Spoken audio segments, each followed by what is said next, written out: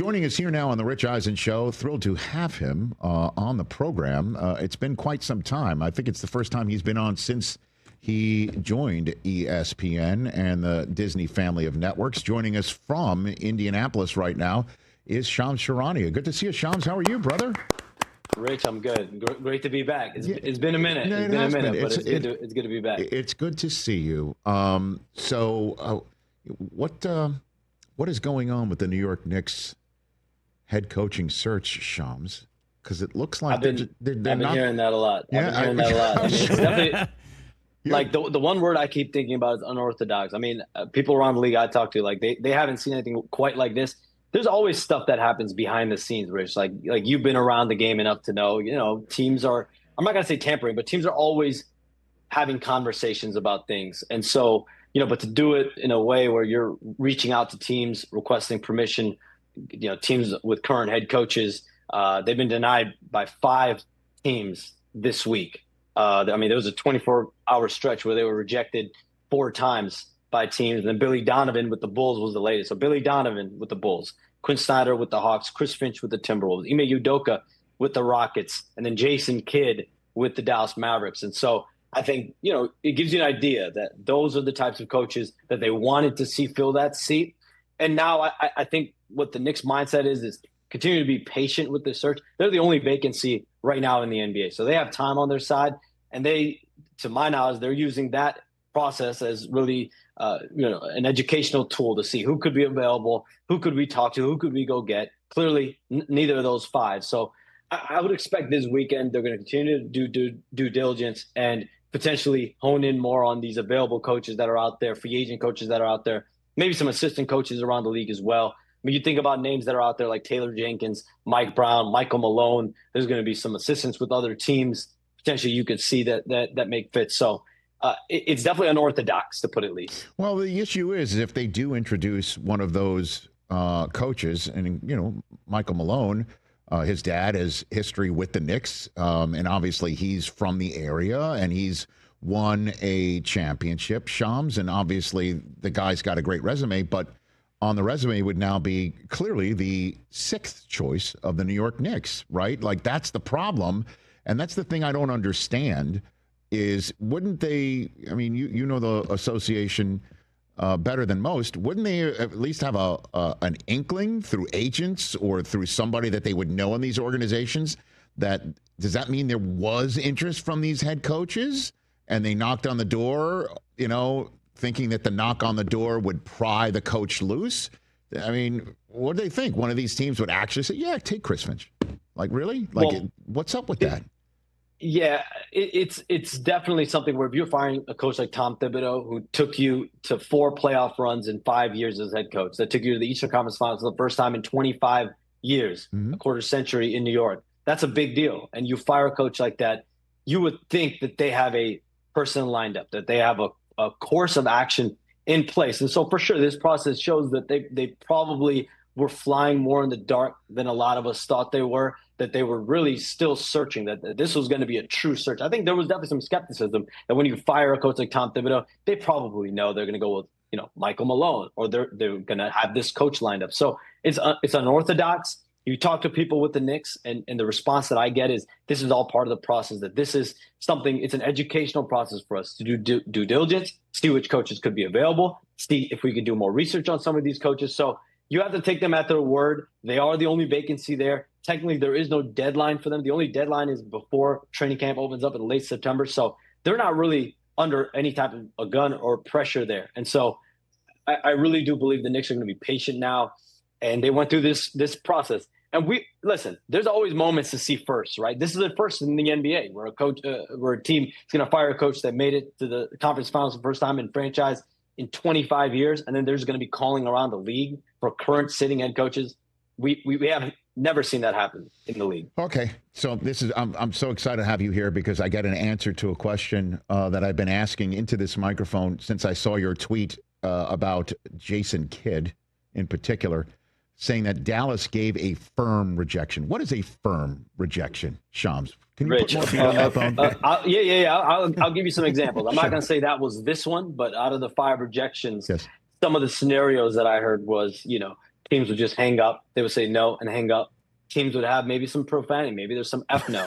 You know, in other situations, it's the owners calling the team and being the one to be like, you're not talking to our guy. And so, listen, the Knicks probably expected some of these responses. Anytime you reach out to other teams for their head coaches, you are susceptible for that team to have some kind of a reaction. And the Knicks went through this exercise, an educational process in their mind to see which coaches they could potentially talk to. And out of all 5 of those coaches, there was really one coach with just 1 year left on his deal, an expiring contract. And that was Billy Donovan with the Bulls. And I think there was some optimism that maybe they could pry him out. But Billy Donovan wants to stay in Chicago. He believes in their future there. So you think about it, the Bulls and Hawks, 2 teams that are really fringe play-in tournament teams. And then the other 3 coaches are on contending teams going in next year. So whether it's a contender or a play-in type team, the Knicks just did not have success in that lane that they were on. And then in terms of, again, your predecessor, Woj, Shams, had a way with words. Certainly when it came to tipping picks, he had a whole thesaurus on how to come up with different ways to announce that somebody was about to be selected. I noticed in the Quinn Snyder post of yours, Shams, you didn't say firm rejection. You said firmly denied. Is there a difference between a denial and a rejection, or they're the same thing in your estimation, Shams? In my mind, it's the same thing. But I do think once it started to become known that other teams were firmly denying, or firmly rejecting, I think other teams are like, you know what, we also got to be a lot more firm with our guys. Okay, Shams. See, at least I'm paying attention, right? I'm paying attention to your word choice. Firmly rejected. It sounded like my prom night. Shams Charania here on the Rich Eisen Show. Okay, so did Giannis shut the door on a trade from Milwaukee this past week? Did he say I'm staying pretty much, or what? I didn't see him. Did he say that? I didn't see that. No, he was basically talking about how he loves Milwaukee and he's as I guess as committed as ever to loving it. He's loyal to the city. Is that where he is in private, or where do things stand right now with Giannis? It's a great way to say it. Yeah, things stand where the Bucks are operating under the belief that Giannis Antetokounmpo will remain a Buck going into next season. That they're going to have him. They've had discussions on playing him more on the ball, having him be more part of the ball, be the focus of the offense more with the ball in his hands, not playing off the ball as much as he potentially did alongside Damian Lillard the last couple of seasons. And Doc Rivers and John Horst they really believe that this team has a chance to contend in the Eastern Conference next season. Potentially you look around the league, people look at the Eastern Conference a certain way clearly, but Indiana up 2-1 in this series on Oklahoma City. So with those two factors, and at the end of the day, Giannis Antetokounmpo has been there for 12 years. So you're banking on the equity that you built with them. But I reported during the NBA draft lottery and combine week that Giannis Antetokounmpo was open to exploring his options outside of Milwaukee. And there were some serious conversations, with his representatives internally. There was a lot of chatter around the NBA, no doubt. And so I definitely stand by that.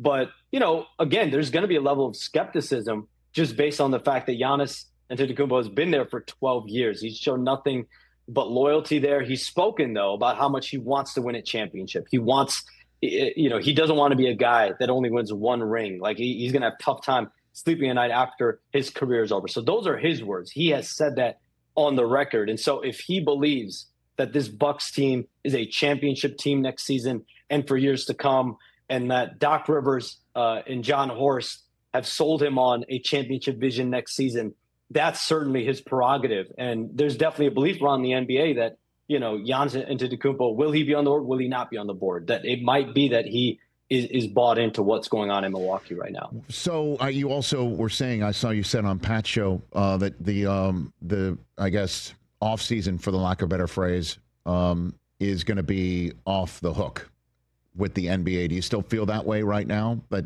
there's going to be a remarkable amount of activity, including some bold-faced names on the move? Shams, you feel that way still right now? For sure I do. Yeah. I mean, obviously we have the Kevin Durant market.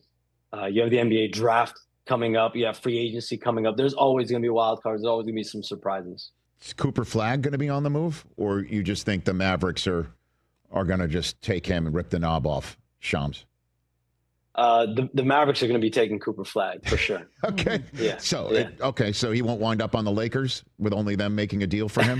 Shams, that's not happening. It's gonna be Cooper Flagg? I don't expect that. He's actually going to go visit them this upcoming week after Father's Day. We'll spend time with Nico Harrison, Jason Kidd, that organization. So he'll be there for a couple of days, and I think they have fully honed in on Cooper Flagg as the number 1 overall pick in the NBA draft. But you think would the second overall pick be in play? Would that be in play, do you think, right now? With the Spurs, the Sixers are obviously sitting there at 3. What intrigue do you think is involved with the draft coming up and free agents to be? Sean, I think we're going to see a ton of draft pick movement. Okay. If I had to, pouch it for the Spurs, I think they probably keep that number 2 pick versus not.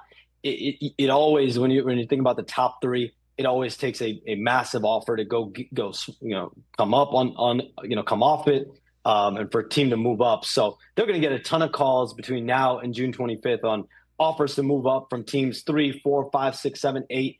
We'll see if there's any traction on those conversations. But listen, Dylan Harper's a guy you have to look at number 2.